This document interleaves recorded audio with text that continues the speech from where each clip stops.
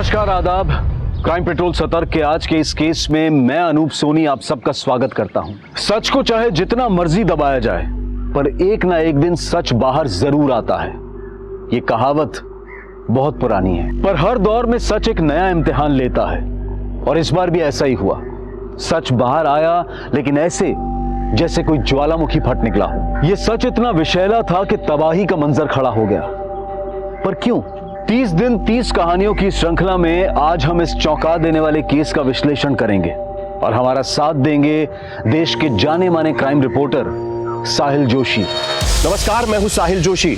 अगले 1 महीने तक क्राइम पेट्रोल सतर्क में मैं लेकर आ रहा हूं कुछ ऐसे अनसुने और अनदेखे केसेस जो मुझे लगता है कि आपको देखना बेहद जरूरी है। डर वो मर्ज है जिसपे इंसान की सोचने की और समझने की शक्ति क्षीण हो जाती है। एक नॉर्मल इंसान भी एबनॉर्मल सा बिहेव करने लगता है।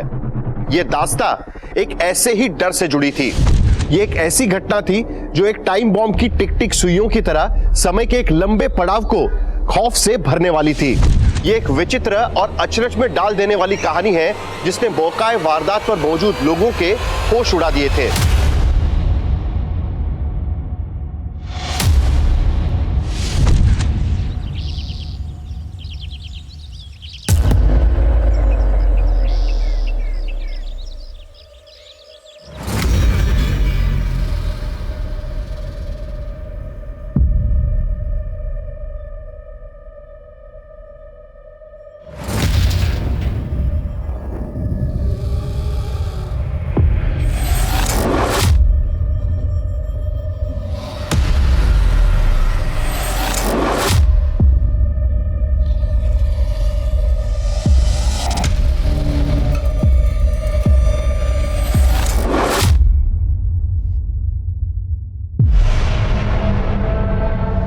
व्योमा, डेस्क पे मेरी क्या हुआ? Vyoma, are you okay? इतनी डरी क्यों हुई हो? नहीं, कुछ नहीं सर। Are you sure? देखो, कुछ प्रॉब्लम। निहारिका कहाँ है? सर, निहारिका तो अभी तक आई नहीं है शायद।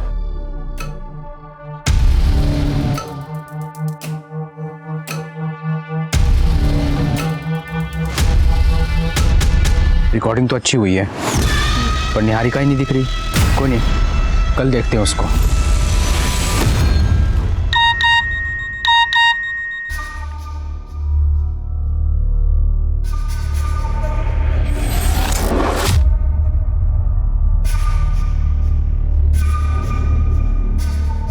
निहारिका,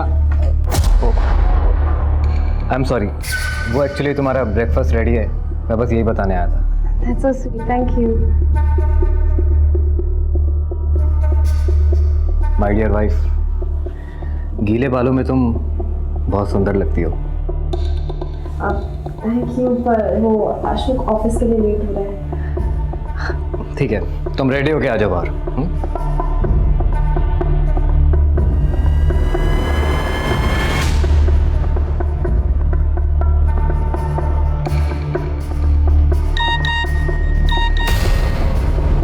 मुझसे ना मिलके तुमने मेरी इंसल्ट की है संजना। अगर मिलना ही नहीं था तो इतना भाव क्यों दिया?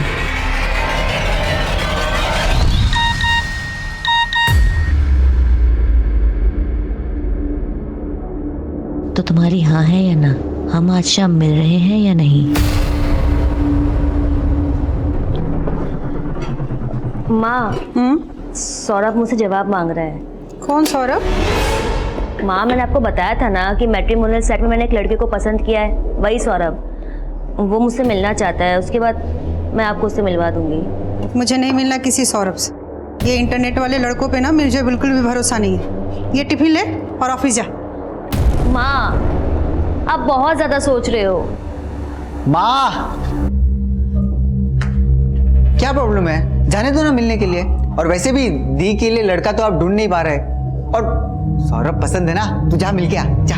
तू चुप कर। देख बेटा, मैं तेरा रिश्ता किसी हारे गए लड़के से नहीं करा सकती। तू ना सौरभ को मना कर दे। मैं तेरे लिए बहुत अच्छा रिश्ता लेके आऊंगी।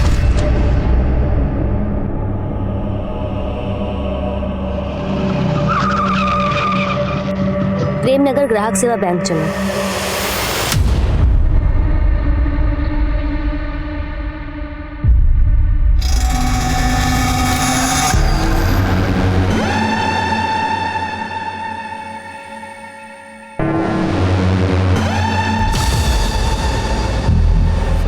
व्योमा, तेरा टिफिन रेडी है और याद से तू खाना खा लेना और दवाई भी याद से ले लेना, ठीक है? देख, तेरी फ्रेंड संजना का फोन आ रहा है, वो आती होगी। चल रेडी हो जा बेटा। अरे क्या हुआ बेटा, रो क्यों रही है? अरे देख लेना तो जल्दी ठीक हो जाएगी, कुछ नहीं होगा बेटा। देख, संजना का वापस फोन आ रहा है।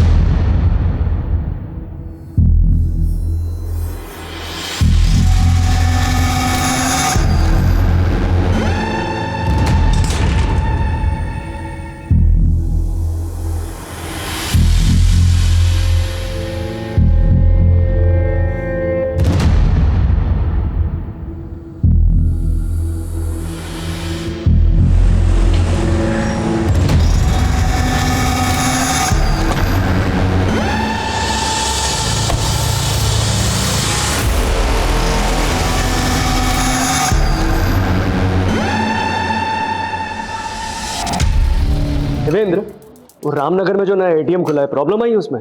हाँ सर, मेरी एटीएम मैनेजमेंट वालों से बात हुई थी कल। हाँ, मेरी भी बात हुई थी, वो लोग पहुंच रहे हैं, तुम जाओ और सुपरवाइज करो। ठीक है सर। सर, मुझे पता करना है कि आपके बैंक का लॉकर सेफ है या नहीं। श्योर। आपका अकाउंट है हमारी ब्रांच में? नहीं, अभी खोल लेते हैं। ये सिक्योरिटी, अरे सब लोग अपने हाथ ऊपर करो, अपने हाथ ऊपर करो। क्या चाहिए? कोई हिलेगा नहीं।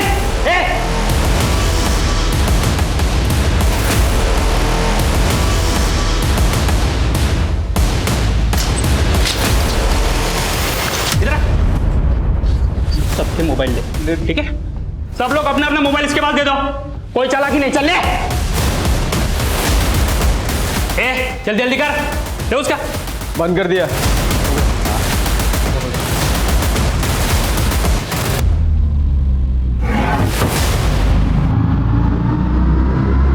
ये क्या कर रहा है?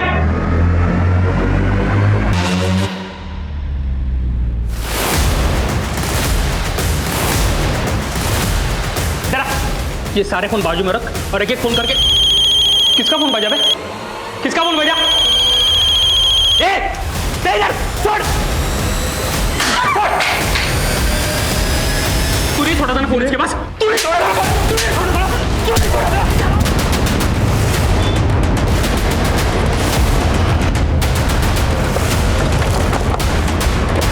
साहब, अंदर से गोली चलने की आवाज आई थी। अटैकर्स कितने लोग अंदर? साहब ये तो नहीं मालूम, लेकिन इतना देखा था कि उन लोगों ने गार्ड को गोली मार दी, फिर उसे बाद में उसे अंदर।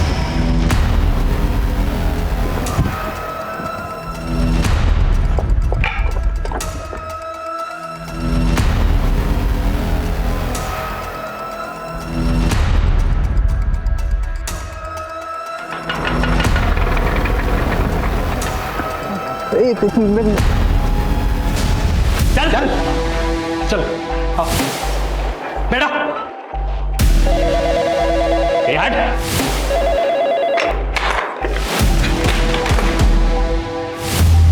सर, लैंडलाइन भी कट कर दिया और बाकी सारे स्टाफ का फोन भी स्विच ऑफ आ रहा है। सुबह जब तुम बैंक से निकले थे उस वक्त बैंक के अंदर कितने लोग थे? सर 2-4 कस्टमर थे और बैंक का स्टाफ था सर, बस। बैंक के पूरे स्टाफ के नाम और नंबर ले लो। सर। पंकज सर, हमारी पूरी टीम को इस बात का ख्याल रखना है कि उन्हें हमारी एक्टिविटीज के बारे में कुछ भी पता नहीं चलना चाहिए। जो भी करना है छुप के करना है सर। और बैंक की सेंट्रल ब्रांच से कांटेक्ट करो, उनसे पता करो कि हमें बैंक के अंदर का सीसीटीवी एक्सेस मिल सकता है क्या। Yes sir.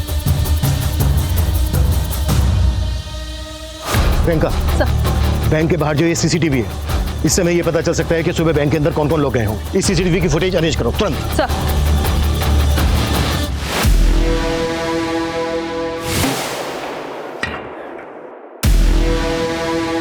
बाहर तो पूरा सन्नाटा है बे।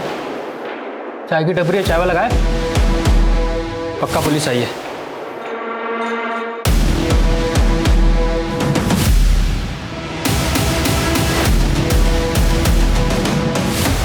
सर ये मनीष जी हैं, हमारे सीनियर स्टाफ। और सर ये अभिनव है, हमारा असिस्टेंट मैनेजर। और सर ये जो ऑटो से उतर रही है ना सर, ये हमारी हेड कैशियर संजना और उसके साथ सर व्योमा है सर। ये लोग कौन है जो व्योमा के बाद बैंक के अंदर गए? सर ये स्टाफ मेंबर्स तो है नहीं, हो सकता है हमारे कस्टमर हो। ये भी जो ये बाइक पर है, ये कौन है? ये भी सर स्टाफ मेंबर नहीं है, कस्टमर ही होगा।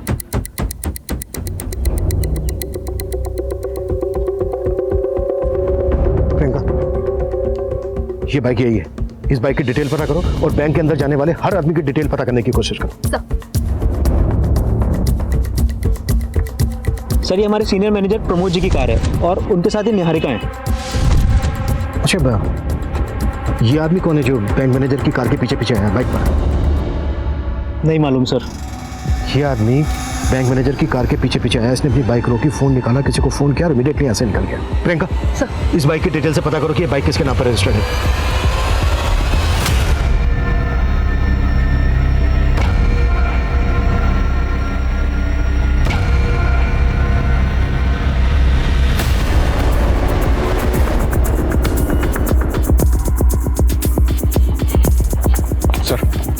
सेंट्रल ब्रांच से पता किया, यहाँ के सीसीटीवी ऑफ किए गए।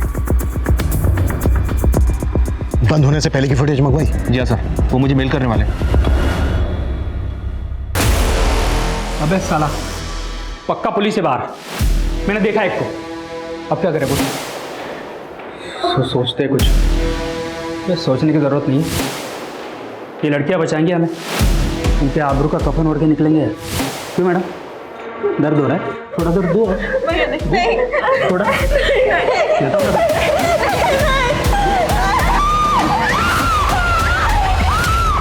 बैंक के अंदर से लड़की के चिल्लाने की आवाज आ रही है। इससे पहले कि वो किसी को नुकसान पहुंचाए, हमें जो भी करना है जल्द से जल्द करना होगा। बैंक के चारों तरफ चेक करो कि कहीं से बैंक के अंदर का कुछ दिखता है क्या, पर सेफली। सर इस ब्रांच के सीसीटीवी बंद होने से पहले की फुटेज आ गई, ये देखिए। फुटेज देख के तो यही लग रहा है कि अटैकर सिर्फ दो ही हैं। इन्होंने गार्ड को गोली मार दी है और वो भी जिंदा नहीं बचा।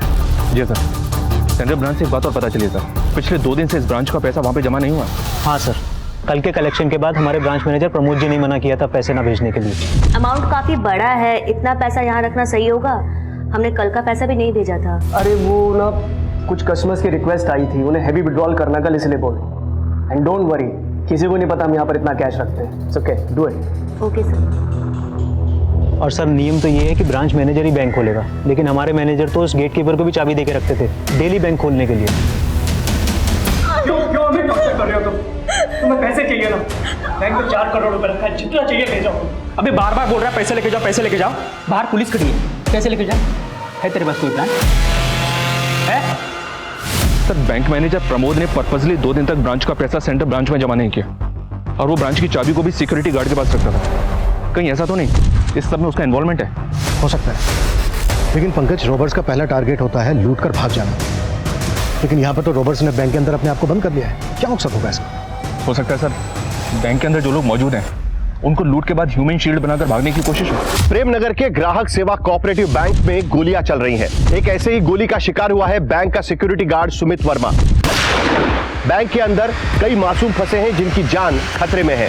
अंदर हमलावर कितने हैं, उनके पास किस तरह के हथियार हैं, पुलिस गेस नहीं कर पा रही। क्या यह वाकई कोई एंटी सोशल अटैक है जो लोकल पुलिस एटीटी को संपर्क कर रही है, या हमलावर लूट और डकैती के इरादे से आए हैं? हमलावरों की गोली पर आखिरकार किसका नाम लिखा है? करोड़ों का माल और कई जाने ताक पर है। आने वाला समय एक भारी तबाही का अंदेशा दे रहा है। जैसा कि आप देख सकते हैं, बैंक के बाहर से हम आपको बिल्कुल लाइव फुटेज दिखा रहे हैं। बैंक के बाहर फायरिंग भी सुनाई दी गई है, पुलिसकर्मी का यहाँ पे जमावड़ा लगा हुआ है।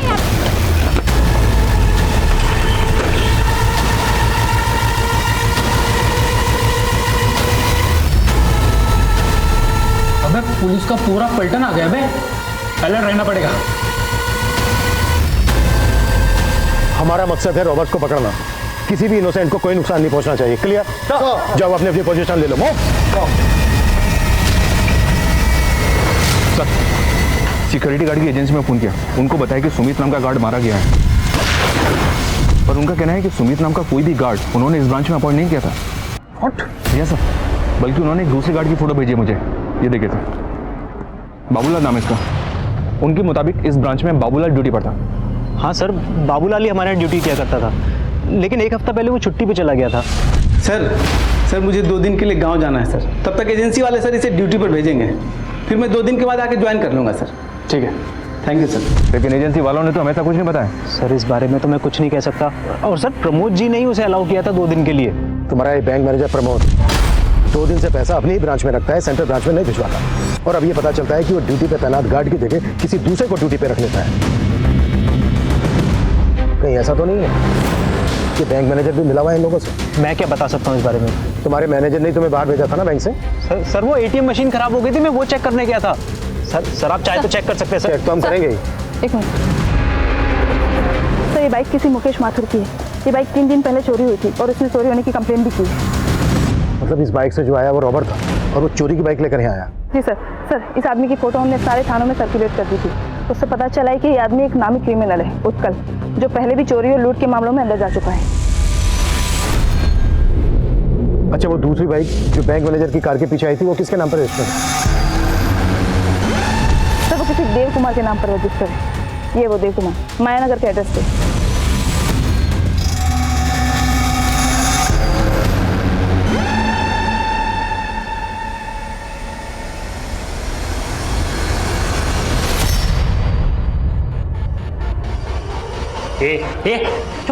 इनकी सांस फूल रही है। चुप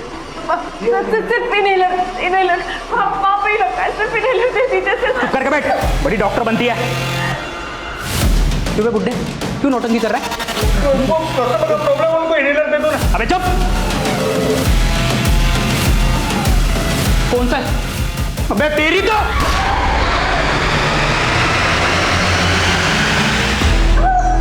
हिलने से मना किया था ना तुझे, अब मर। तुझे बचाने के चक्कर में ना ये लड़की मर रही है। अब तुझे देख के मुझे मेरे लाचार बाप की याद आती है, इसीलिए ये इनहेलर दे रहा हूं। अब ये ले मुकुल। उत्कल, अगर तुम लोग ये सोच रहे हो कि तुम लोग यहाँ से निकल जाओगे तो बहुत ही गलत सोच रहे हो। मेरी बात मानो, सरेंडर कर दो।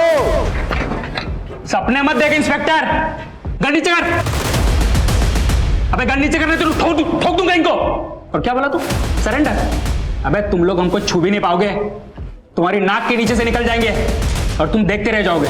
ये बहुत बड़ी गलतफहमी है तेरी। मेरी बात मान, सरेंडर कर दो, इसी में सलामती है तुम सबके। अबे सलामत तो कोई नहीं बचेगा आज। अच्छा ये बताओ, तुम लोग चाहते क्या हो? कोई मांग है तुम्हारी?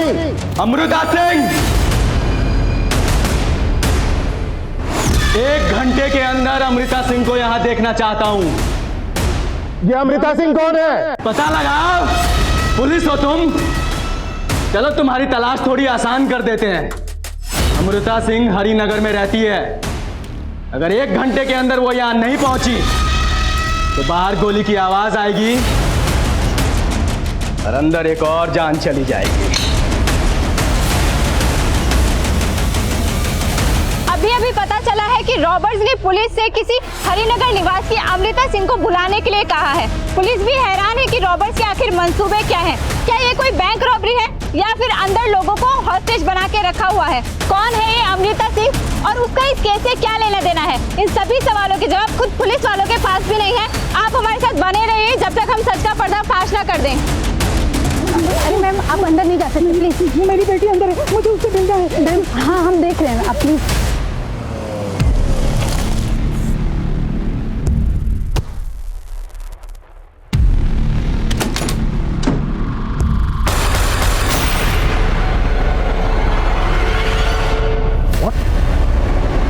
बाबूलाल का मर्डर? बाबूलाल की बॉडी को पोस्टमार्टम के लिए भिजवाओ और पता करो कि ये बाबूलाल सुमित को कैसे जानता था कि बाबूलाल ने बैंक में अपनी जगह पर सुमित को काम पर लगवाया। अब तक हम मानकर चल रहे थे कि बाबूलाल ने सुमित को अपनी जगह काम पर लगवाकर ये प्लान बनाया हो, पर बाबूलाल को तो मर्डर हो गया और यहाँ पर सुमित मारा गया। और सर ये हरिनगर के किसी अमृता सिंह को बुलाने की बात कर रहा है। इतने बड़े हरिनगर में अमृता सिंह को कैसे ढूंढेंगे? एक काम करो, हरिनगर पुलिस की मदद लो अमृता सिंह को ढूंढने के लिए। Okay sir. हेलो सर, जो देव कुमार नाम का आदमी बैंक मैनेजर को फॉलो कर रहा था वो एक प्राइवेट डिटेक्टिव है। डिटेक्टिव? जी सर, फिलहाल वो अपने ऑफिस से गायब है। हो सकता है डिटेक्टिव क्रिमिनल्स के लिए बैंक की रेकी करने आया हो। इस डिटेक्टिव की पूरी कुंडली निकालो, जल्द से जल्द अंदर चाहिए मुझे। आकाश सेंटर ब्रांच से इस ब्रांच की एक हफ्ते की फुटेज मंगवाओ, क्विक। सर, वो एक बैंक एम्प्लॉय व्योमा सैनी की मदर हैं। उनका कहना है कि बैंक आने से पहले व्योमा ने सुसाइड नोट घर पर छोड़ा था। Suicide note? सर, मेरी व्योमा को बचा लीजिए सर, वो खुद को खत्म कर देना चाहती है। इस लेटर में उसने वही लिखा हुआ है। व्योमा को फेशियल डिसीज है, उसकी वजह से मेरी बच्ची को बहुत तकलीफ होती थी, उसकी वजह से शायद। अच्छा एक बात बताइए, कभी उसको देखकर आपको ऐसा लगा कि वो किसी दबाव में है, किसी के प्रेशर में है, या वो कनेक्टेड हो इस रॉबरी से? नहीं सर, ऐसा कुछ भी नहीं है। प्लीज मेरी बच्ची को बचा लीजिए सर। संजना दीदी, संजना दीदी, संजना दी। देखो व्योमा, जिंदगी में हमेशा सब खुश नहीं रहते। हम सबकी लाइफ में कोई ना कोई प्रॉब्लम्स है। मैं जानती हूँ, पर जब मेरा शरीर ही मेरा साथ नहीं दे रहा तो। मनीष सर को देख रही हो? उनको अस्थमा है, उनका शरीर भी उनका साथ नहीं दे रहा है, और वो तो भी अपना एक जवान बेटा भी खो चुके हैं, लेकिन फिर भी जिंदगी से लड़ रहे हैं, है ना? और प्रॉब्लम्स तो मेरी।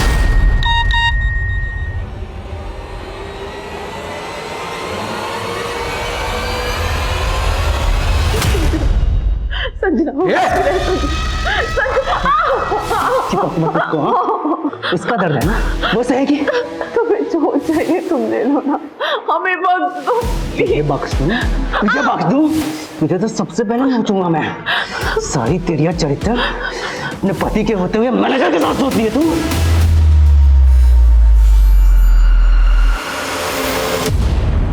निहारिका के साथ अफेयर तो नहीं आपका?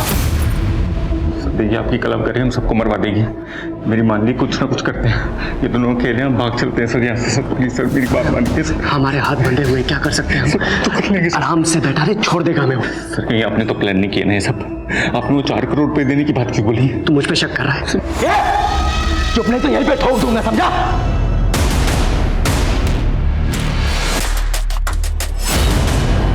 अमृता सिंह क्यों नहीं है अब तक? हरिनगर पुलिस से मेरी बात हुई। हरिनगर में आज सुबह ही अमृता सिंह नाम की एक लेडी का मर्डर हुआ है। What? हरिनगर पुलिस अभी क्राइम सीन पे ही है, मैं भी वहीं जा रहा हूँ। लेकिन सर अभी कह नहीं सकते कि ये वही अमृता सिंह है जिसकी वो क्रिमिनल बात कर रहा है। ये क्रिमिनल कोई बड़ा गेम खेल रहा है। पता करो जिस अमृता सिंह का मर्डर हुआ है, उस अमृता सिंह का उत्कल, डिटेक्टिव देव कुमार और इस बैंक के किसी भी एम्प्लॉय से कोई कनेक्शन है?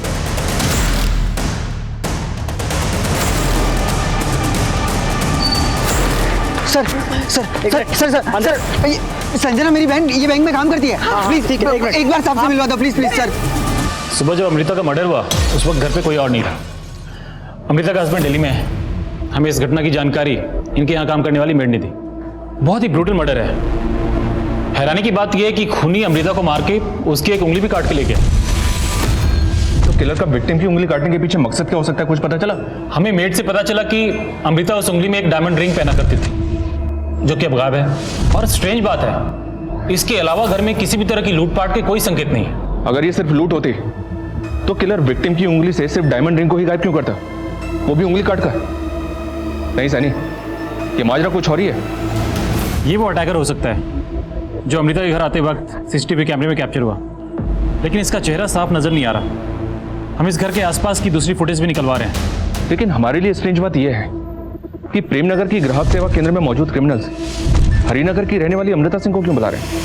हमने बैंक को चारों तरफ से घेर तो लिया है, लेकिन हमारे लिए जरूरी है एक ऐसा प्लान बनाना जिससे हम अंदर जाकर सबको सेफली बाहर निकाल सकें। और उसके लिए जरूरी है ये पता लगाना कि अंदर चल क्या रहा है। क्योंकि होल है ना, इसके जरिए कैमरा अंदर पहुंचाओ, उस समय पता चल जाएगा कि क्रिमिनल्स की एक्टिविटीज क्या है। Fast fast fast. Sir Priyanka, जैसे ही कैमरा अंदर लगता है उसकी फुटेज दिखाओ मुझे। सर बैंक में एक संजना नाम की लड़की काम करती है, बाहर उसकी माँ और उसका भाई आए हैं। सर वो किसी सौरभ पे शक जता रहे हैं। सौरभ? कौन है सौरभ? सौरभ से एक मैट्रिमोनियल साइट पे कांटेक्ट में आई थी संजना, और मुझे शुरू से उस पर शक था कि वो जरूर फ्रॉड करेगा संजना के साथ। कैसा फ्रॉड? और ये सौरभ कौन है? सर हम तो कभी नहीं मिले उस सौरभ से, लेकिन वो ना अब ये सब देख के मुझे लग रहा है कि वो संजना का कैशियर होने का फायदा उठाकर उसे फंसा रहा था। हाँ सर, संजना दीदी ने शादी करने के लिए भी मना कर दिया था। और मुझे लगता है ना सर कि इसी की वजह से उस संजना आपको ऐसा क्यों लग रहा है कि सौरभ ने सबको बंधक बनाया होगा? कभी संजना ने इस बारे में कुछ कहा था आप लोगों से? हमें कुछ नहीं पता सर, बस हमारी बच्ची को छुड़वा दीजिए सर। देखिए आप चिंता मत कीजिए, हम आपकी बेटी को बचा लेंगे। प्रियंका, कि संजना की माँ और भाई जिस तरह की बातें कर रहे हैं, ये बातें बहुत ही अटपटी लग रही हैं। क्या उत्कल के साथ जो दूसरा आदमी है अंदर, वो सौरभ भी है? एक काम करो, संजना का सोशल मीडिया अकाउंट खुलवाओ, देखो उसमें कोई सौरभ लिखा है। ये अमृता सिंह आई नहीं अभी तक, तो पुलिस वाले हमको बेवकूफ़ तो नहीं बना रहे? अबे चल क्या रहा है तेरे दिमाग में? तू तो बोला था कि लूट के पैसे लेके भाग जाएंगे, अब कैसे भागेंगे? पुलिस आ गई बाहर। मैं तुझसे बात कर रहा हूँ, कुछ बोलेगा?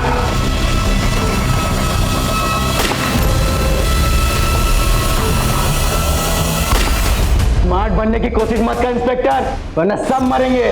देख मेरे हवलदार पे गोली चला के तूने अच्छा नहीं किया। तू ये बात चाहता क्या? क्या मांग है तेरी? बता तो दिया है कहाँ अमृता सिंह?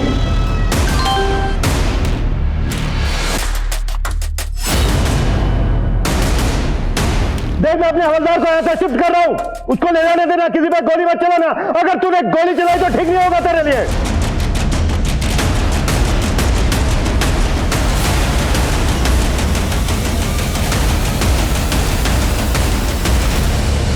सर उस फुटेज में जो आदमी नजर आ रहा है, उसी ने अमृता सिंह का मर्डर किया है। एक बात और पता चली है सर, 10 साल पहले तक ये अमृता सिंह ग्राहक सेवा बैंक में जॉब कर रही थी। तो ये क्रिमिनल हमसे उसी अमृता सिंह को बुलाने की बात कर रहा था जिसका आज सुबह मर्डर हुआ। अमृता को मारने वाला ये आदमी है कौन? मैं पता लगवा रहा हूँ सर, अमृता का हस्बैंड भी दिल्ली से आ गया है। मैं और हरिनगर पुलिस, हम दोनों से इंक्वायरी कर रहे हैं।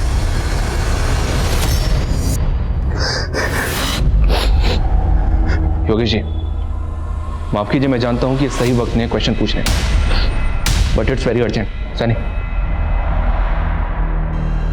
फुटेज में ये जो आदमी है, क्या आप बता सकते हैं कि कौन है? ये तो क्या हुआ? आप चुप क्यों हो गए? साफ साफ बताइए, कैसे जानते हैं आप इस आदमी को? बोलिए। अच्छा, जिस कैमरे को गोली लगी थी उसकी फुटेज दिखाओ मुझे। गोली लगने से पहले कुछ तो रिकॉर्ड हुआ होगा।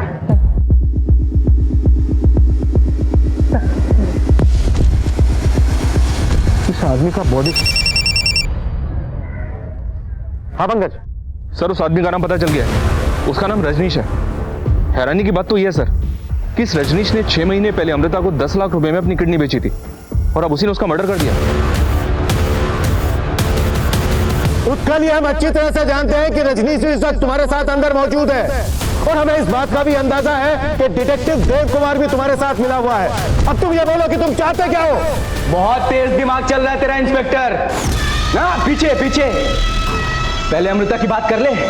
कहाँ है वो? अमृता सिंह का तो तूने सुबह ही मर्डर कर दिया है रजनीश। पता चल गया तुम्हें? बहुत अच्छी बात है। अब सुजीत सिंह का पता लगा। सुजीत सिंह? 15 मिनट है तुम्हारे पास। अगर सुजीत सिंह नहीं मिला ना तो यहां और जाना जाएंगी। Yes sir.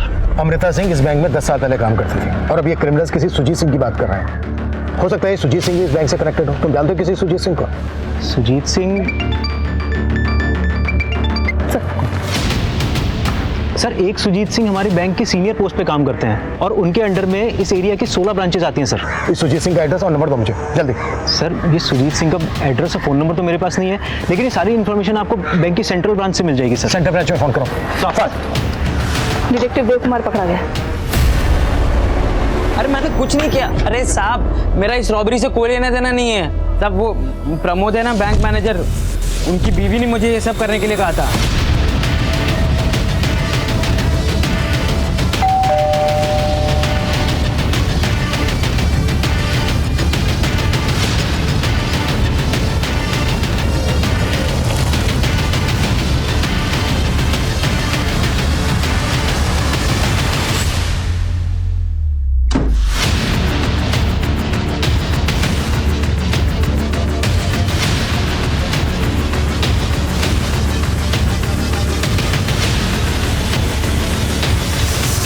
सर ये रजनीश के घर से एक स्केलेटन मिला।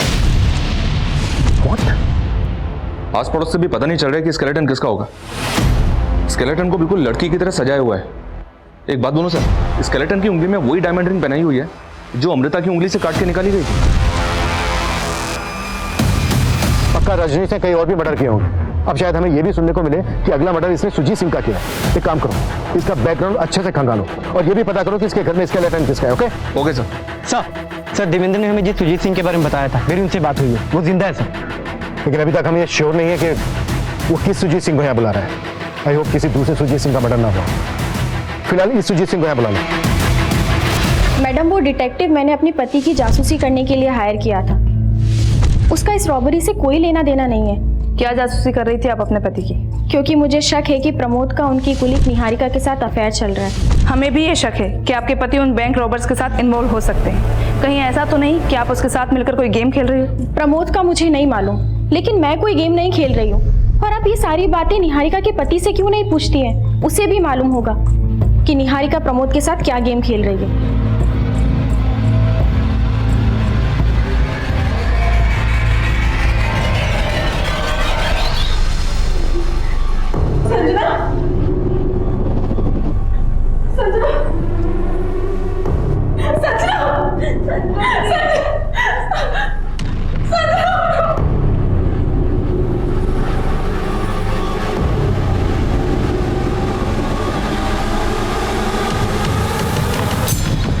सुजीत सर। जी सर, मैं देवेंद्र, मैं इसी ब्रांच में काम करता हूँ। आइए सर, एक सेकंड आइए। Sir Sujit Singh ji sir.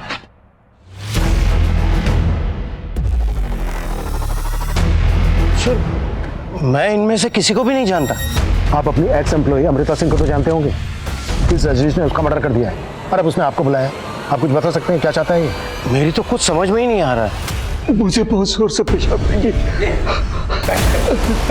बिठा इसको। कब तक बिठाएगा इनको? तू करना क्या चाहता है इनके साथ? तू तो बोला था कि पैसे लेके भाग जाएंगे। मैं तेरे से बात कर रहा हूँ। मैं सोच रहा हूँ ना। अब मैं क्या सोच रहा है तू? अबे बुड्ढे, इनको चेक करो। तेरे को बाप दिखता था ना इसमें? देख, मार दिया। अब मेरी बात का जवाब दे, तू पैसा लेके भागा क्यों नहीं? रजनीश, उत्कल, मैंने मना किया था ना गोली चलाने के लिए, फिर क्यों चलाई गोली? अब एक एक करके सब मरेंगे इंस्पेक्टर। बता सुजीत सिंह कहाँ है? तूने कहा था ना सुजीत सिंह को बुलाने के लिए। हमने बुला लिया सुजीत सिंह को। सुजीत सिंह इस बैंक के एरिया मैनेजर हैं। तुझे उन्हीं से बात करनी थी ना।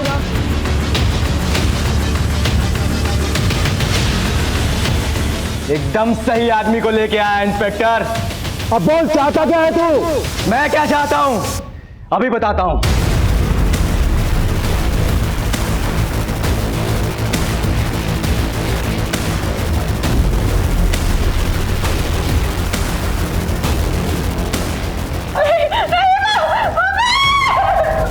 सुजीत सिंह, ये चीख सुनाई दी किसकी है? तो तुम नहीं बताओगे, ठीक है? ये लड़की बताएगी। क्या नाम है तुम्हारा? हाँ, मैं करवाता हूं बात, लेकिन तुम किसी को नुकसान मत पहुंचाना। मैं सुजीत सिंह बोल रहा हूं। मैं नहीं जानता तुम कौन हो, लेकिन मैं बताऊंगा कि मैं कौन हूं। मेरा नाम रजनीश दीक्षित है और मेरे बाप का नाम दिनेश लाल दीक्षित। कुछ याद आया? सुजीत सिंह, तेरी जुबान क्यों सिल गई? तू बोल नहीं तो ये लड़की खामोश हो जाएगी। बस रजनीश, बस। मैं तभी रुकूंगा जब तू 16 साल पहले वाली कहानियां सबको बताएगा, जिसने एक परिवार को पूरी तरीके से तबाह करके रख दिया। बताता हूं, मैं सब बताता हूं। सर, जिस कंपनी को आपने 50 करोड़ का लोन सैंक्शन किया है वो एग्जिस्ट ही नहीं करती है। दिनेश, सब एग्जिस्ट करती है। मैंने अपनी रिपोर्ट सुजीत सर को सबमिट कर दी है। हाँ अमृता, ठीक है, लेकिन जो कंपनी एग्जिस्ट। लोन पास हो गया है, तुझे तेरा हिस्सा मिल जाएगा, टेंशन मत ले।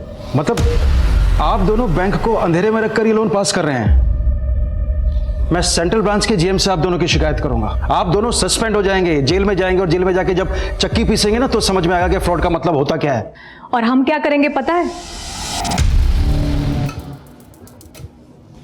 मैं भी पुलिस स्टेशन जाऊंगी और तुम्हारी कंप्लेंट करूंगी कि तुमने मुझे शादी का झूठा झांसा देकर मोलेस्ट करने की कोशिश की, और तुम मुझे जानते तो हो ही, मैं कुछ भी कर सकती हूँ। उस अमृता सिंह ने मेरे बाप के चरित्र पर उंगली उठाकर उन्हें दर बदर की ठोकरें खाने के लिए मजबूर कर दिया। आज 16 साल बाद उस अमृता सिंह को मारकर मैंने उसकी उंगली भी काट दी। 16 साल से मेरा परिवार जो दर्द झेल रहा है ना, आज उसका हिसाब होगा। तुम दोनों के दिए हुए घाव ने मेरे बाप की जान ले ली, मैं आज उसका बदला लूंगा। जब तुझे अमृता को मारना ही था तो तूने उसे अपनी किडनी डोनेट क्यों की? और कितने लोगों को मारा तूने? और तेरे घर पे जो स्केलेटन है वो किसका है? उसका जवाब देगी ये लड़की। रॉबर्ट इस वक्त सुजीत सिंह के साथ इंगेज है। ये सही वक्त है बैंक के अंदर दाखिल होने का। देवेंद्र का सर देवेंद्र, मुझे जल्दी से बताओ बैंक के अंदर क्या चीज कहाँ पर है? सर जब हम ब्रांच में एंटर करेंगे तो राइट साइड में कैश काउंटर है, और सर लेफ्ट साइड में लॉकर का गेट है, और सर सामने की तरफ मैनेजर्स केबिन है, और एंड में सर टॉयलेट है। और एक मिनट, टॉयलेट कहाँ पर है? सर बिल्कुल लास्ट में।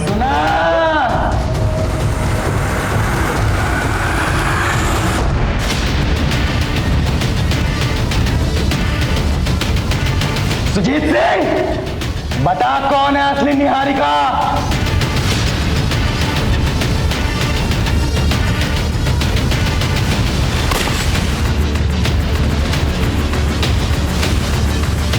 मेरे पापा के साथ जो तूने किया वो मैं भूल गया, लेकिन जो तूने मेरी बहन के साथ किया ना सुजीत, वो बहुत बुरा किया। वो मेरे पापा के नाम पे लगे धब्बे को मिटाना चाहती थी। उसने इस बैंक में जॉब के लिए अप्लाई भी किया था, वो सिलेक्ट भी हो गई थी, लेकिन तूने प्रमोद को बोल करके जो उसके साथ किया ना, वो बहुत गलत था। कहां से बनवाए नकली डॉक्यूमेंट्स? बिल्कुल ओरिजिनल लग रहे हैं। तो नहीं सर, ये क्या कह रहे हैं आप? ओरिजिनल ही है। ओरिजिनल है मतलब मैं झूठ बोल रहा हूं? मुझे असली नकली की पहचान नहीं है। सारे के सारे डॉक्यूमेंट झूठे हैं तुम्हारे। रुक एक सेकेंड, यही रुक। कम निहारिका ये है, और हम इसे ऑलरेडी जॉब दे चुके हैं। तू क्या यहाँ पे जालसाजी करने आई है? नहीं नहीं सर, मैं नहीं आ रही हूँ, ये अपॉइंटमेंट मेरे नाम पे। ड्रामा बंद कर अब अपना। यंग को इसलिए छोड़ रहा हूं, वरना अब तक पुलिस में अंदर करवा दिया होता। रामलाल लेके जाओ उसको। सर ये बात तो सुनिए। उस हादसे के बाद मेरी बहन ने आत्महत्या करने की कोशिश की और वो कोमा में चली गई। उसके इलाज में हमारी पाई पाई खर्च हो गई। हमने उसे अपने घर पे रखा, लेकिन ऑक्सीजन सिलेंडर तक के लिए हमारे पास पैसे नहीं बचे। फिर मैंने अपने हाथों से उसे, मैं पिछले 1 साल से अपनी बहन के लाश के साथ जी रहा था। फिर मैंने तय किया मैं इन सब का बदला लूंगा। मैंने अमृता को ढूंढ निकाला, फिर मुझे पता लगा उसे किडनी की जरूरत थी और मुझे पैसों की। वो नहीं जानती थी कि मैं दिनेश दीक्षित का बेटा हूं। मैं उसका मसीहा बना और मैंने अपनी किडनी दी, बदले में 10 लाख रुपए लिए। उसी पैसे से मैंने सुजीत तुझसे और तेरी बेटी से अपना गुनाह कबूल करवाने का प्लान बनाया। सुमित और उत्कल पैसों की वजह से मेरे साथ आ गए। फिर मैंने बाबूलाल की जगह सुमित को दिलवाने के दिमाग लगाया और बाबूलाल को भी लालच दिया। मेरे कहने पर ही बाबूलाल ने सुमित को यहाँ बैंक में लगवाया। फिर मैंने बाबूलाल को भी खत्म कर दिया। सर हम लोग अंदर घुस रहे हैं, आप उसका ध्यान अपनी तरफ खींचिए। रजनीश, बाबूलाल ने तेरा साथ दिया, तूने उसको भी मार दिया। फिर तूने सुमित को अपने साथ मिलाया, तूने सुमित का भी मर्डर कर दिया। उत्कल सुन मेरी बात, देख रजनीश तो अपने सर पे कफन बांध के आया है। अब तू सोच तुझे क्या करना है। रजनीश, जिसने तेरा साथ दिया है तूने सबको मार दिया। अब ये बता, क्या तू उत्कल को भी मारने वाला है? इंस्पेक्टर, उत्कल को भड़काने की नाकाम कोशिश कर रहा है तू। सुमित को इसी ने मारा क्योंकि उसको पैसों का बंटवारा नहीं चाहिए था। उत्कल तू मेरी बात सुन, सोच, अगर तू बचना चाहता है तेरे और तेरे बाप की वजह से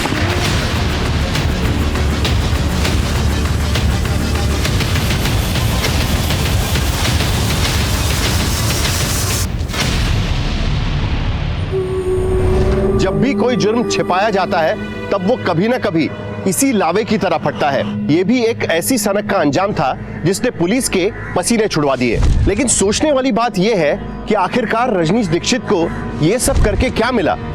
वो अपने परिवार के साथ हुई नाइंसाफी के खिलाफ एक कानूनी लड़ाई भी लड़ सकता था। लेकिन उसने अपराध का रास्ता चुना। उसके इसी सनक के खेल में एक पुलिसकर्मी समेत कई लोगों की जान चली गई। ये कहानी हमें ये सोचने पर मजबूर करती है कि इंसानी लालच हमें किस हद तक गिरा सकता है। हम बात कर रहे हैं अमृता और सुजीत की, जिनके लालच की भूख ने दिनेश दीक्षित के पूरे परिवार को इस तरह से खत्म कर दिया कि उनके बेटे रजनीश का कानून पर से भरोसा ही उठ गया। रजनीश ने जो कुछ भी किया वो सरासर गलत है, लेकिन उसके परिवार के साथ जो हुआ उस तकलीफ को भी शब्दों में बयां नहीं किया जा सकता। देखते हैं हमारे आज के एपिसोड की दूसरी कहानी।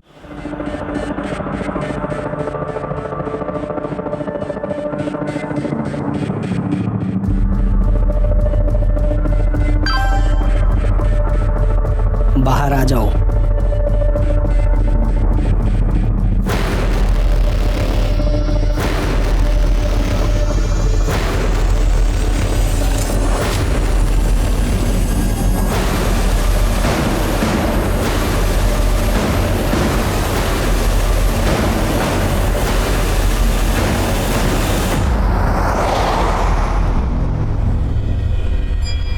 अबे ओ मजनू,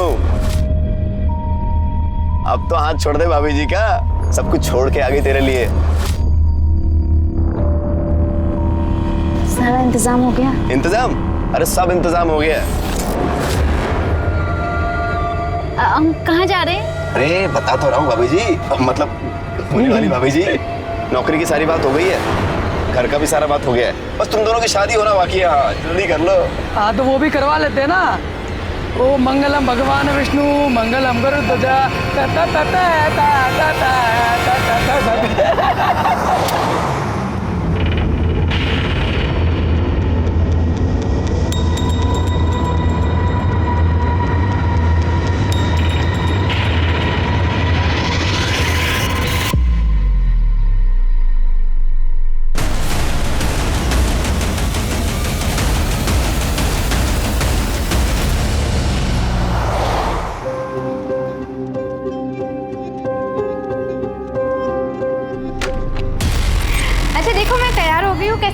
तैयार तो हम भी हैं।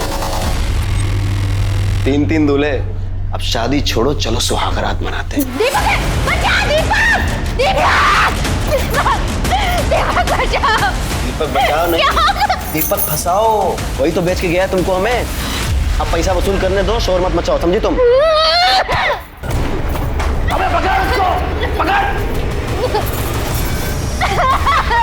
शांति से करके हम छोड़ देते, समझी तुम? लेकिन जो लात मारी है ना हमको, देखो तुम्हारा हम क्या हाल करते हैं।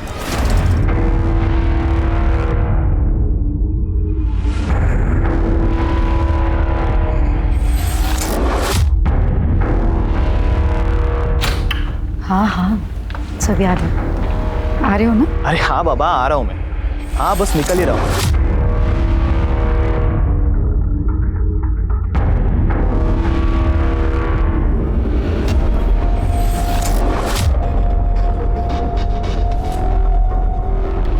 हीरोइन, सारा दिन ये पंखा साफ करना है, बाकी का काम तेरा बाप करेगा क्या? नहीं, बस हो ही गया। पैसे ले और सामान की लिस्ट। चल मार्केट जाके सामान लेके आ, और हाँ टाइम से आना वापस घर। कहाँ जा रहे हो तुम? चुपचाप ना अपने काम से काम रखा करो, समझ में आ गया? इतनी बार मना किया, टोका मत करो पीछे से, लेकिन आदत नहीं जाती है।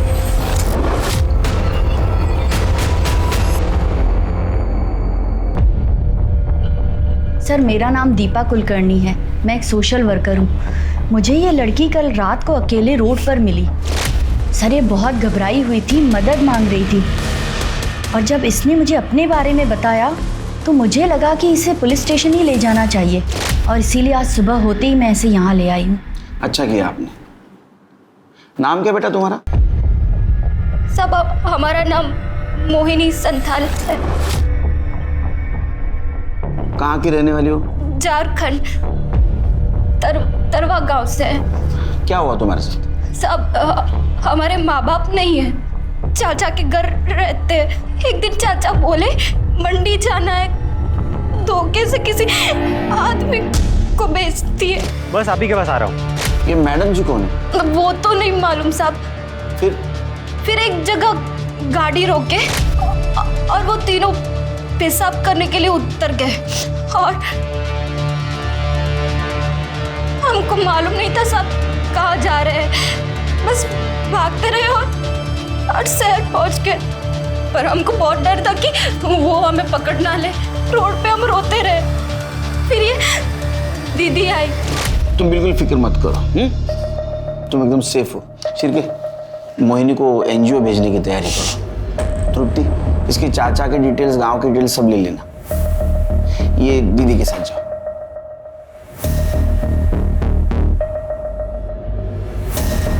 शिरके, मुझे लगता है गर्ल ट्रैफिकिंग का मामला है, लेकिन मैडम जी कौन हो सकती है?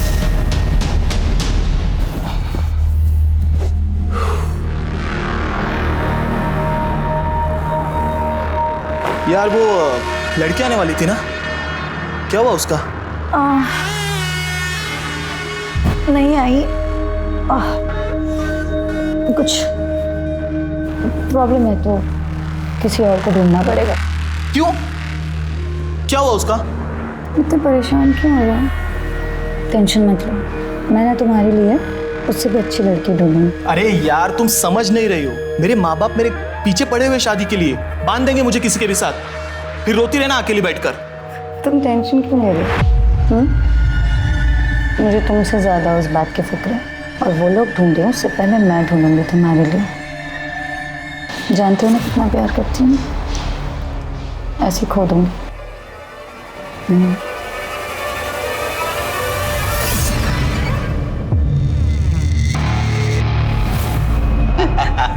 अबे 17 साल के नागपुर पहुंचते ही 1.5 लाख मिलेंगे इसके। नोट गिनने की तैयारी कर ले। अरे हम तीनों ने मजे लिए इसके, काई का फ्रेश। और नागपुर के बात करने से पहुंच जाएगा क्या? 1.5 लाख तो डिलीवरी के बाद मिलेंगे। 20 से 25 हजार का खर्चा है।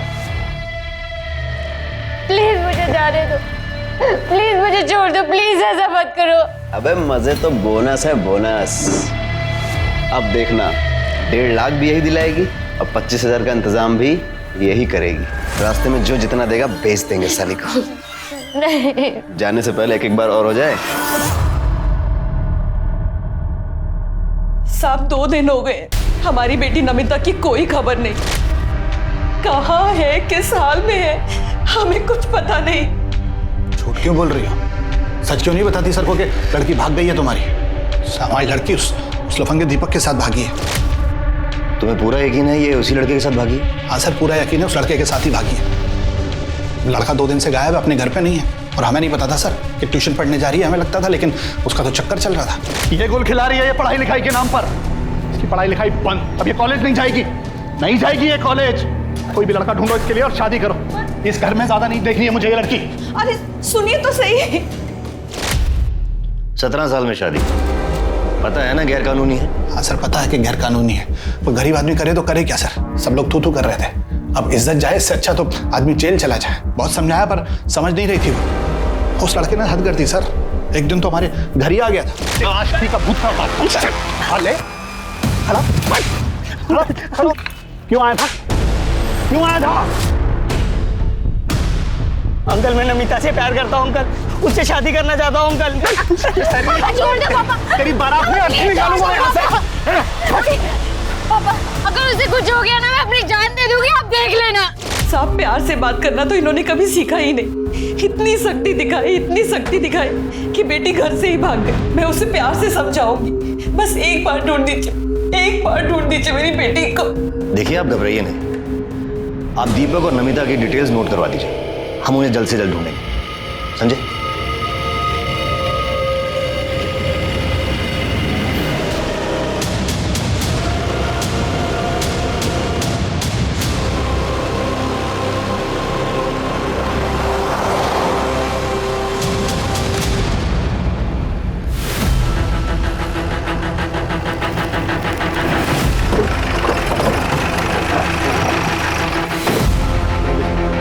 आई सर, लड़की की बॉडी है, देखकर लगता है कि 16-17 साल की होगी।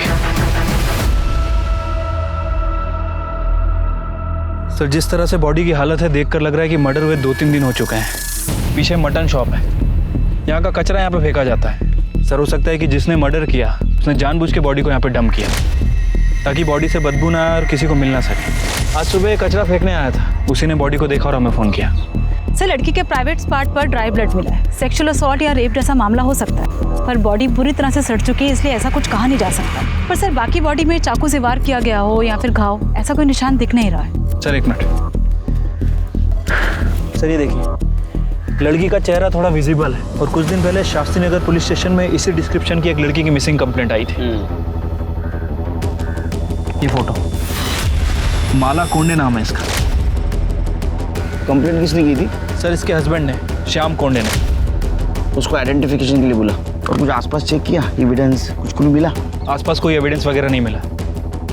इससे बात हो गई? हाँ सर, इससे मेरी बात हो गई है। ठीक है, बॉडी को पोस्टमार्टम के लिए भेज दो।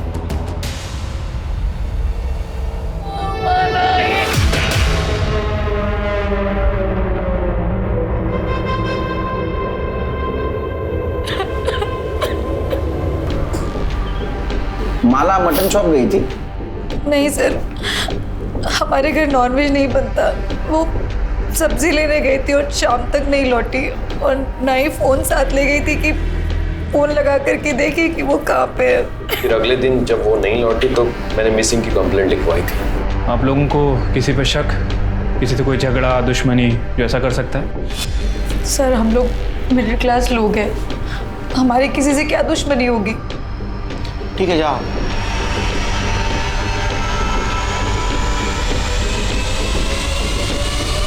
पूरा नाटक है सिर के, हाँ ड्रामेबाज है एकदम। देखो ना, किसी ने नहीं पूछा बॉडी कब मिलेगी। कुछ झोल लग रहा है। एक काम करो, माला की डिटेल्स निकालो और एक कोंडे फैमिली की भी डिटेल्स निकालो।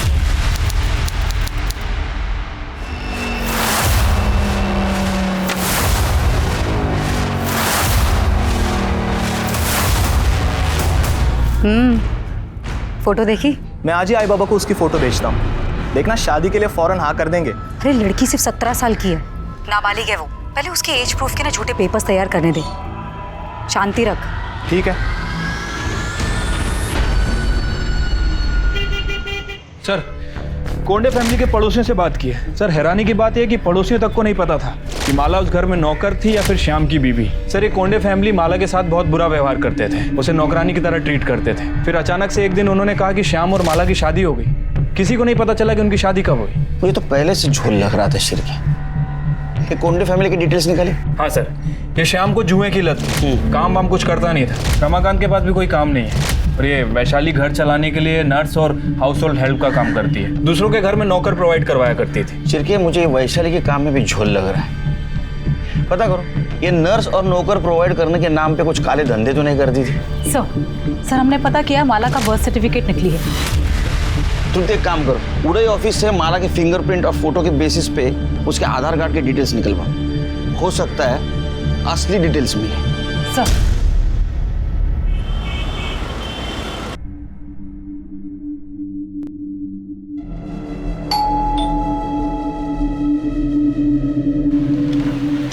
नमस्ते।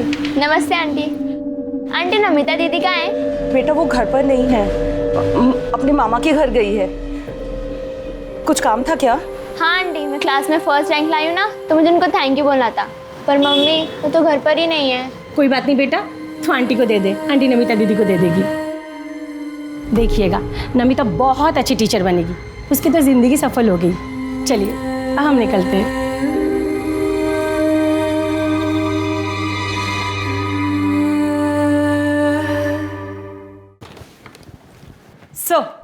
सर ये माला का ओरिजिनल आधार कार्ड, जिसमें माला का नाम माला कोंडे नहीं, माला सुरवे है, और इसमें एड्रेस भंडारी के पास अंबाड़ी गांव का है। एक काम करो तृप्ति, ये माला के गांव जाओ, सूर्य फैमिली के सारे डिटेल्स निकालो, पता करो ये माला की शादी हुई थी भी या नहीं। सर माला की पीएम रिपोर्ट। सर रिपोर्ट के हिसाब से उसकी मौत 7 सितंबर की शाम 4 बजे से 6 बजे के बीच में हुई है। बहुत ज़्यादा सेक्स करने की वजह से खून बहना, बॉडी को सही न्यूट्रिशन ना मिलना, थकान, मतलब कुपोषण की वजह से उसकी मौत हुई है। सर साथ ही साथ उसकी बॉडी पर सिगरेट के जलाने के निशान भी हैं, नाखून के खरोच के निशान भी और काटने के निशान भी हैं, और बॉडी पर 3 अलग अलग लोगों के सीमेन सैंपल भी मिले। इंसान नहीं, हैवान। इतनी छोटी सी उम्र में उसके साथ जबरदस्ती की कई सारे लोगों ने, सिगरेट के चटके दे, काटा, उसको खरोचा, हो सकता है उसके साथ गैंगरेप भी किया होगा और इसके वजह से उसका खून बहा और वो मर गई। हो सकता है सर। वैसे कोंडे फैमिली के बारे में जो इन्फॉर्मेशन मिली है उसे भी झुटलाया नहीं जा सकता सर, क्योंकि थकान, बॉडी को सही न्यूट्रिशन ना मिलना, कुपोषण, ये भी मौत का एक कारण है। चिरकिया, हमें इन्फॉर्मेशन नहीं, सबूत चाहिए। हमें पता करना होगा ये शाम की शादी हुई थी भी या नहीं, और ये भी पता कर दे ये कोंडे फैमिली सच बोल रही है झूठ। और एक चीज पता करनी होगी, ये श्याम और रमाकांत का डीएनए हमें बॉडी पे जो सीमेंट्स मिले उससे मैच होता है या नहीं। अरे देवा, देख बोला था ना मैंने, ये माला ना सिर्फ शक्ल से भोली दिखती है लेकिन है नहीं। साहब मुझे पक्का मालूम था ये माला ना बाहर जाके 10 जगह मुंह मारती है। अरे ये उसका पति है। अरे जब भी छूने जाता ना उसको तो काटने दौड़ती थी वो। बहुत लेता था ना उसकी साइड, बोलती रह गई मैं तुझे। अरे धोखा दे रही थी वो तुझे। सर मैं उससे बहुत प्यार करता था। वो जब खो गई थी तब पूरे मार्केट में उसे ढूंढने गया था। पुलिस स्टेशन में रिपोर्ट लिखवाई थी मैंने। तुम्हारी शादी हो गई थी ना, तो रजिस्ट्रेशन भी हुआ होगा, मैरिज सर्टिफिकेट है? साहब शादी 2 महीने पहले हुई थी। अब सर्टिफिकेट ये रजिस्टर करवाते तब तक तो माला ही चली गई। अच्छा शादी की फोटो दिखा दीजिए। हाँ सब शादी तो इतनी धूमधाम से हुई नहीं थी, बस घर वालों के सामने ही घर में हो गई थी। और उसके बाद फोटो भी खींचा था तो फोन से ही खींचा था, और इसके हाथ से फिर गलती से फोन पानी में गिर गया, चालू नहीं हो रहा था, फिर फोन फेंक दिया। बहुत प्रॉब्लम है आपके लाइफ में, तो आपके पास कुछ प्रूफ नहीं था इसलिए तुम लोगों ने उसका बर्थ सर्टिफिकेट डुप्लीकेट बनवाया। हालांकि उसके आधार कार्ड के ऊपर उसके घर का एड्रेस भंडारा का था। क्या आधार कार्ड? उसके पास आधार कार्ड भी था, लेकिन हम लोगों को तो खाली बर्थ सर्टिफिकेट मालूम है, और वो तो अनाथ है ये पता था। पर बाप रे, अनाथ भी हो गई? कहाँ मिली आपको? वो ऑफिस आई थी मेरे।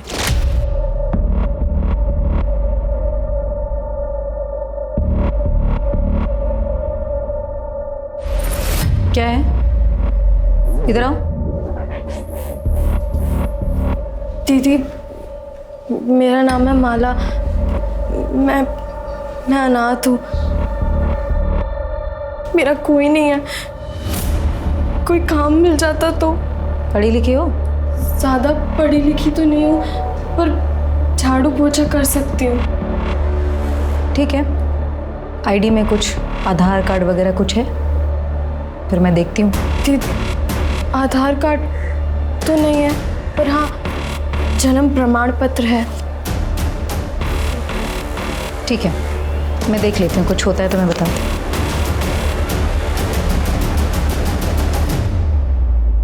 सर माला की कहानी सुनकर मुझे उस पर तरस आ गया था। दिखने में भी ठीक ठाक थी वो, इसलिए मैंने वैनी से कहा कि आप ही पूछ लीजिए उसे कि अगर वो शादी करना चाहती है मुझसे।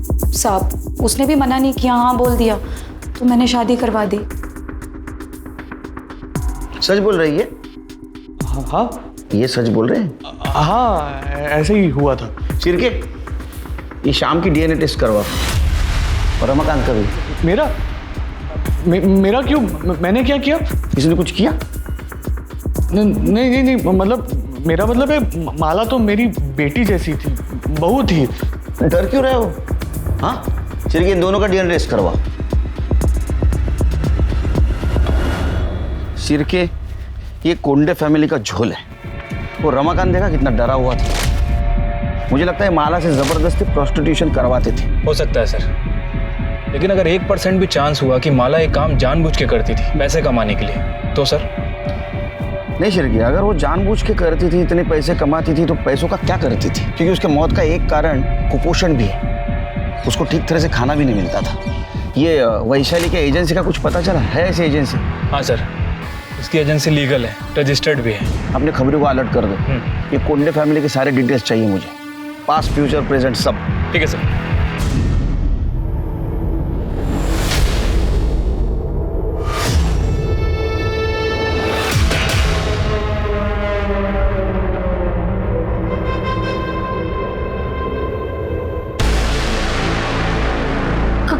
कौन हो तुम?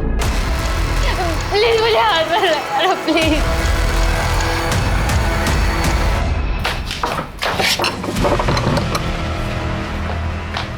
मना किया था ना, बोला था ना दूर रहने के लिए। अरे पर क्यों? मेरी होने वाली बीवी हो यार। मुझे भी पता है कि होने वाली बीवी है तुम्हारी, हुई नहीं है, लेकिन तुम्हें भी अच्छी तरह पता होना चाहिए कि माला की मौत के बाद ना हम कितनी बड़ी मुश्किल में फंस चुके हैं। अरे पुलिस को शक हो गया है, दिन रात सवाल कर रही, जीना हराम कर रखा है हमारा, और उसके बाद तुम ये थोड़े टाइम दूर रहो इससे। अरे मेरे माँ बाबा मेरी शादी का सेहरा लेकर खड़े, करा देंगे मेरी शादी किसी के साथ, फिर हमारे बीच जो कुछ भी है ना सब भूल जाना।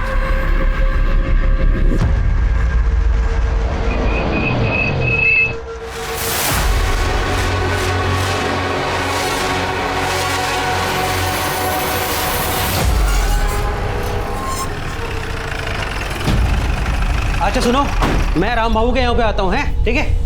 आप माला सुरवे के माता पिता सविता सुरवे और हीरानंद सुरवे हैं? नहीं, हम लोग राउत हैं। सुरवे तो वो थे जिनसे 4 महीने पहले हमने घर खरीदा था। तो वो लोग अब कहाँ हैं? पता नहीं। मैडम, सुरवे लोग तो ये गांव छोड़ के कब के चले गए? आप कौन?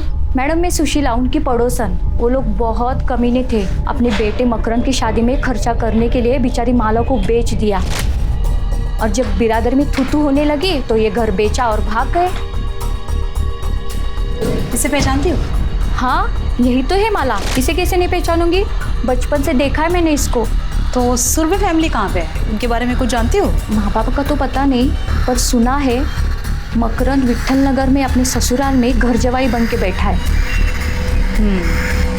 सर, घर बेचकर जाने के बाद माला के माता पिता को किसी ने गांव में नहीं देखा।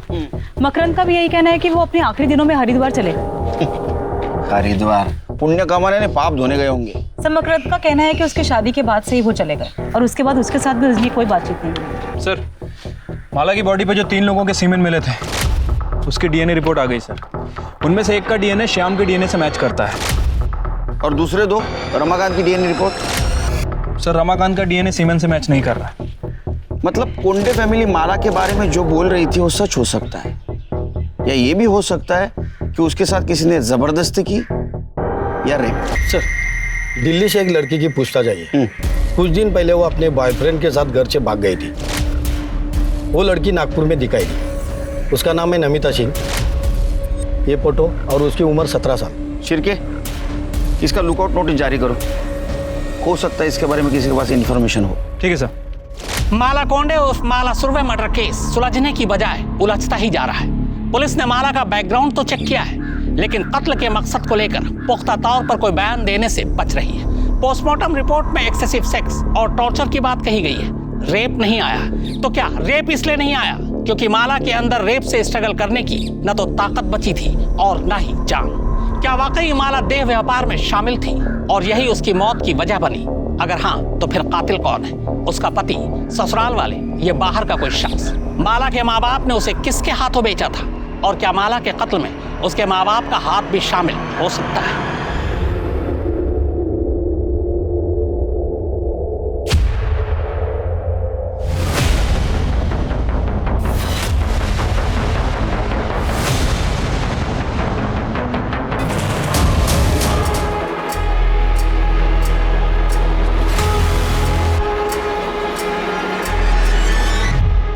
तो तू चाकू देख के डर के भागा और टेम्पो से टकराया ना?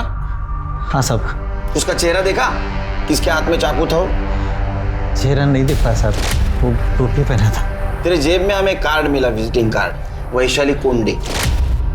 तू कैसे जानता है उसको? वो ये सच बोल, तेरी हालत देख। मैडम के पास कमीशन के लिए काम करता था साहब। एजेंट था ना। किस चीज का एजेंट था तू? साहब, वो मेड और नर्स के लिए लड़की ला कर देता था मैडम जी को। सिर के सुना क्या मैडम जी?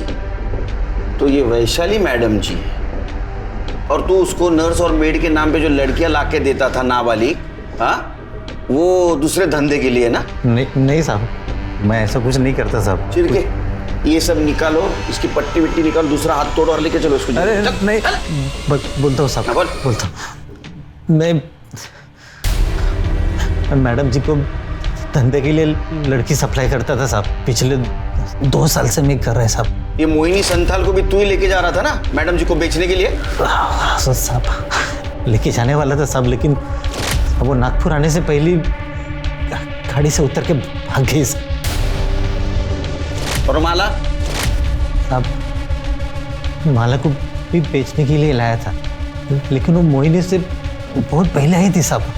लेकिन शाम का उसके ऊपर दिल आ गया, तो फिर मैडम जी ने घर काम करने के लिए और शाम को खुश करने के लिए रख ली साहब। नमिता आ गई साहब। उसको उसके बॉयफ्रेंड ने प्यार के झांसे में घर से भगा के लेके आया था सब बेचने के लिए। यही थी? हाँ सब। वो मैडम जी इसको विकास को खुश करने के लिए रखा था, लेकिन इससे पहले विकास को खुश करता उसने देखा कि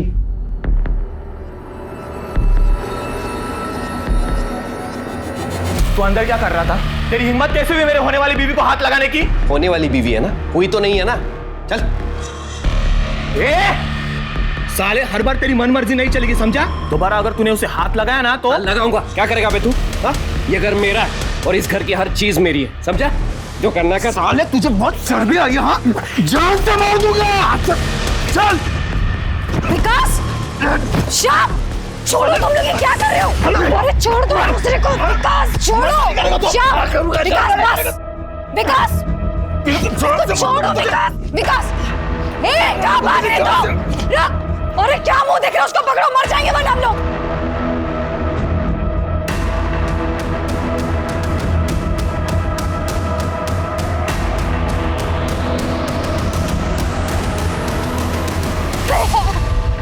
भैया प्लीज बचा लो भैया।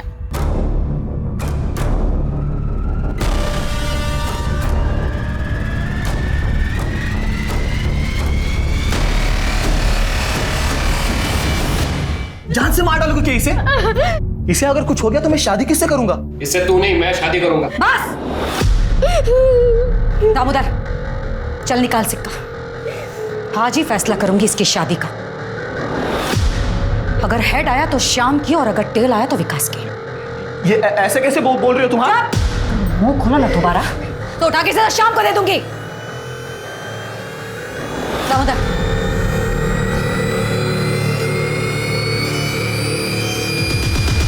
मैं जीत गया। हेड आया तो मैं क्या करूं इसमें? मुझे क्यों देख रहे हो ऐसे? ठीक है ना, कोई बात नहीं, मैं हूं ना। दूसरी कोई लड़की मैं अरेंज कर। चुप कर। ये मेरी है और ये मेरी ही रहेगी। इस साले की मैं कभी नहीं होने दूंगा। चल। तुम लड़कियों को समझते क्या हो? हाँ? चिरकी जल्दी चलो, इससे पहले कि विकास नमिता को नुकसान पहुंचाए हम वहां पहुंचेंगे। सर।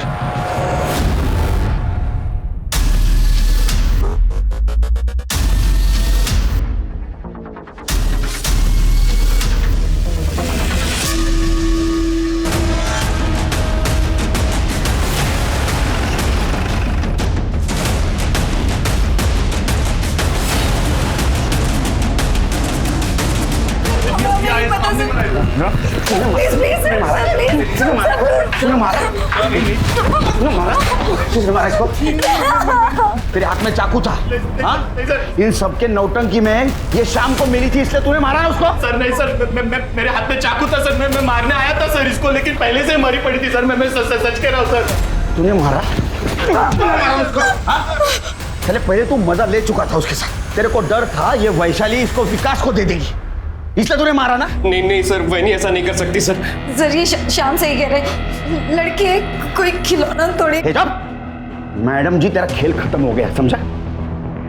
सर तेरी के टूटा हुआ नाखून मिला है। चेक कर। हाँ चेक कर स्मिता। इसका मतलब तुम दोनों के अलावा इस रूम में तीसरी औरत थी। कौन थी? सच्ची कह रही हूँ, मुझे नहीं पता सर। हमने किसी औरत को नहीं देखा सर। शिरके, बॉडी को पोस्टमार्टम के लिए भेज दो और ये नाखून डीएनए एनालिसिस को भेज दो और इसके साथ मैच करवा के दो। इनको जेल में लेके जाओ और ऐसा मारो ना बिना हेड टेल किए, सब सच बोलेंगे। चलो लेके जाओ। मैंने मर्डर नहीं किया, सच कह रही हूँ मैं। लोगों के घर नर्स और मेड भेज भेज कर उतने पैसे नहीं कमाती थी जिससे घर चले, और ऊपर से क्लाइंट और लड़कियों का पुलिस वेरिफिकेशन का झंझट अलग, और इसमें लड़कियों को बेचती थी तो लाखों रुपए मिलते थे। सर मेरी मजबूरी थी ये करना, क्योंकि मुझे मालूम था कि मेरा पति रमाकांत एक नंबर का निकम्मा है और घर मुझको ही चलाना। नौकरी चले जाने के बाद जो बची कुछ हिम्मत थी वो भी चली गई। विकास और उसके बारे में मुझे पहले से ही पता था, लेकिन मैं कुछ बोल नहीं सकता था। क्या बोलता सर मैं? और औरत अगर सामने से आएगी तो कौन छोड़ता है? पर सर वो मुझसे उम्र में बड़ी थी, इसलिए घर वालों और सोसाइटी को दिखाने के लिए अपनी उम्र की लड़की से शादी करना मेरी मजबूरी थी। इसलिए वैशाली नमिता को मेरे लिए ढूंढ लाई थी। लेकिन जब मैंने पहली बार नमिता को देखा तो मेरा उस पर दिल आ गया सर। लेकिन उस साले शाम ने सब गड़बड़ कर दी। सर विकास को पता था कि माला मेरी है, फिर वो उससे मजे ले रहा था। और जब मैंने नमिता को हाथ लगाया तो मारने मरने पर उतर आया। वो कह रहा था कि वो मेरी होने वाली बीवी है, शादी करूंगा मैं उससे। जैसे कि उसको पता ही नहीं था कि शादी का सिर्फ नाम है। बहुत शरीफ बनने की कोशिश करता रहे तू, हमको सब पता है। उन जानवरों में से तू भी एक था ना? नहीं सर, सच में मैंने कुछ नहीं किया। मैं कसम खाकर कह रहा हूँ, मैंने कुछ नहीं किया। वैशाली तो जिन लड़कियों को लेकर आती थी उन लड़कियों पर मुझे तरस आता था। शुरू में थोड़ा बुरा लगता था, लेकिन इतना पैसा कमाने लग गई कि हर लड़की देखकर मुझे वो खरीदने और बेचने का सामान ही नजर आती थी। नमिता को किसने बेचा? उसके बॉयफ्रेंड दीपक ने? मुझे नहीं मालूम किसने बेचा, लेकिन ह्यूमन ट्रैफिकिंग पहले प्रोस्टिट्यूशन के लिए किया जाता था, लेकिन शर्म की बात यह है कि अब शादी के लिए दुल्हन तक खरीदी जा रही। ये चलन बढ़ रहा है और इसके बढ़ने की एक वजह यह भी है कि जनसंख्या में लड़के और लड़की के अनुपात के बीच में फर्क है। ये नतीजा बेटे और बेटियों में फर्क का है।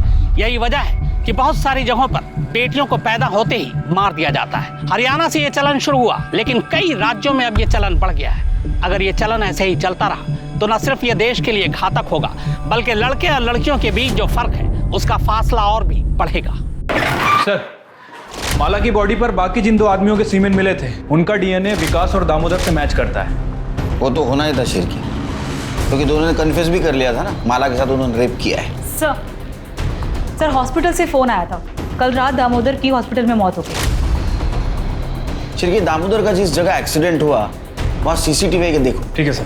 सर एक और बात, नमिता की बॉडी के पास जो नाखून मिला है, डीएनए रिपोर्ट से पता चला है कि वो नाखून किसी औरत का नहीं बल्कि वो आदमी का है। हो सकता है सर, बहुत सारे आदमी लोग अपनी छोटी उंगली का नाखून बढ़ा के रखते हैं, उस पर नेल पेंट वगैरह लगाते हैं। इसका मतलब शिरके उस कमरे में श्याम और विकास के अलावा तीसरा आदमी भी था जिसने नमिता का मर्डर किया। शिरके एक काम करो, कि कोंडे हाउस के आसपास जितने भी मोबाइल टावर्स हैं वहां से पता करो कि उस एरिया में उस वक्त कितने मोबाइल एक्टिव थे, और ये दामोदर का जिस बार के बाहर एक्सीडेंट हुआ वहां का भी मोबाइल डाटा रिकवर करवाओ।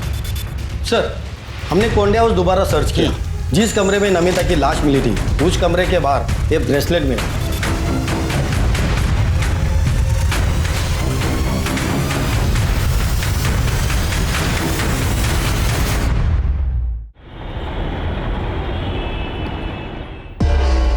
सर मैं सच बोल रहा हूँ, मेरा ब्रेसलेट खो गया था।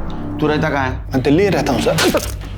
दिल्ली में रहता है? तेरा ब्रेसलेट नागपुर में मिलता है, तो चोर ने यहाँ चोरी किया और नागपुर में फेंक दिया, वो भी उसी जगह जहाँ नमिता का मर्डर हुआ, रूम के बाहर। हाँ देख, तेरा मोबाइल लोकेशन भी ना उसके घर के आसपास का दिखा रहा था उस दिन। सच बोले तो हड्डियां तोड़ दूंगा तेरे। वो मुझे दिल्ली पुलिस से पता चला सर कि नमिता नागपुर में। मैं सीधा नागपुर के लिए निकल गया सर।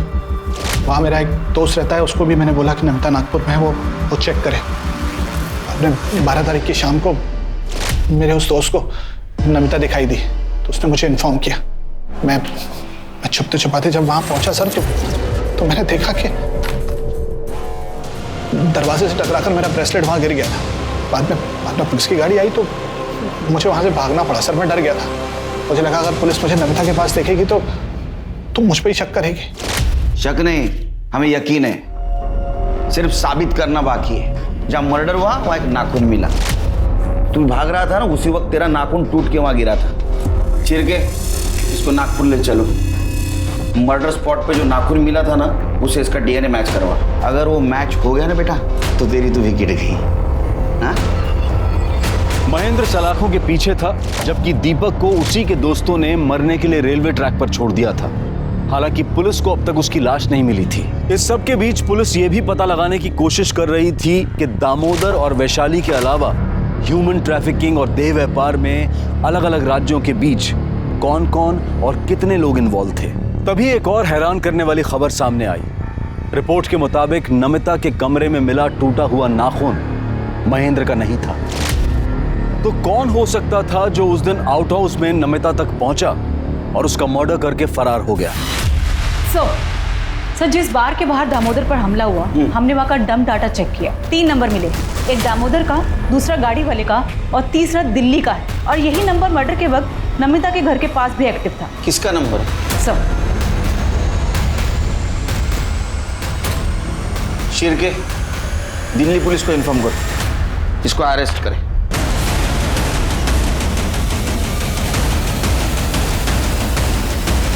नमिता को बेच के तेरा मन नहीं भरा तो उसको मारने पहुंचा और मार भी दिया। नहीं साहब, ये जो उंगली का नाखून टूटा है ना, ये मर्डर स्पॉट पे मिला है हमको, समझा? सच बोल। साहब नमिता को हम नहीं बेचे साहब, हम तो उसको बहुत प्यार करते थे।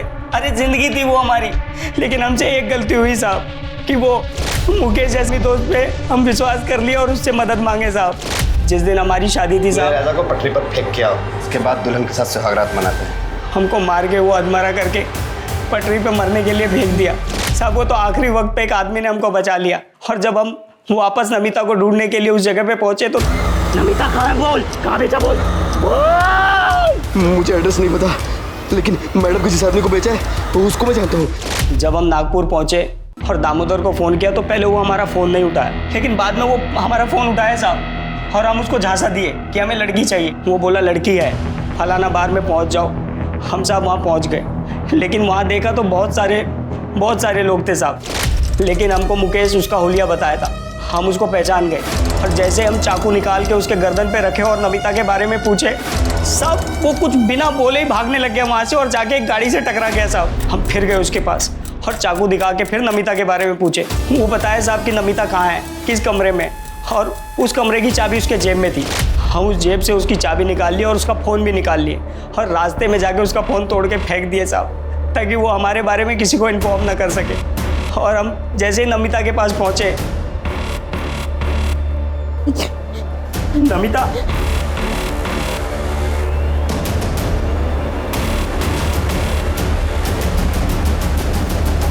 तुम क्या लेने आए हो अब यहाँ?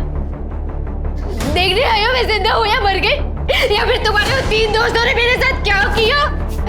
मेरे पापा ठीक कहते थे, तुम एक नंबर के घटिया आदमी हो। तुम मुझे क्या, तुम अपनी माँ बहन किसी को भी बेच सकते हो, पता है तुम्हें? अरे नहीं बेचा मैंने तुम्हें यार, नहीं बेचा है। तुमने सिर्फ मुझे नहीं, मेरे जैसे पता नहीं कितनी मासूम लड़कियों को बेचा होगा।